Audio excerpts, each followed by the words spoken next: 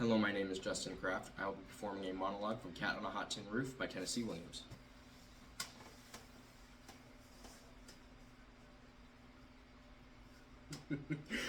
You're asking for it, Big Daddy. We're finally gonna have that real, true talk you wanted. Now, see, it's too late to stop it now. We got to carry it through and cover every subject. See, Maggie declares that Skipper and I went into pro football after we left Ole Miss because we were afraid of growing up.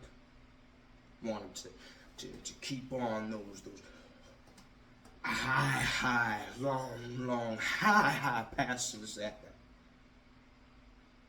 aerial attack that made us famous. And we did. We kept it up a whole season. That aerial attack, we held it up way high. But then after that, see, Maggie laid down the law. Said it's now or never. So I married her. And to answer you, Maggie was great in bed, the greatest.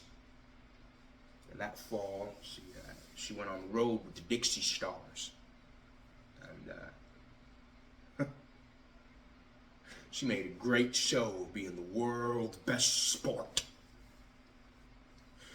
She wore a tall bearskin cap, a shako they call it, and then she had this dyed moleskin coat, bright red moleskin coat, cut up like crazy.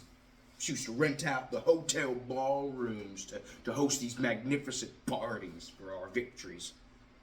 And then she wouldn't even cancel it when it turned out those victories were defeats. Maggie the cat, right? And then Skipper got that fever. Of course, the doctors couldn't explain it. And I got that injury. Of course, it didn't turn out to be nothing more than a shadow on a plate and a case of sinus. But I laid in that hospital bed that whole season, just watching through the television. Saw how Maggie would sit on that bench next to Skipper. It burned me up the way that, after every stumble, every fumble, she'd be all hung up on his arm. See, I think it was because Maggie always felt like she was out of it because, well, see, me and her never really got that much closer than two people getting in bed. Which, of course, ain't much closer than two cats humping on a fence. So, she took it out on poor Skipper. Poor, dumb Skipper. Skipper was always a poor student at Ole Miss, but I'm sure you knew that, right?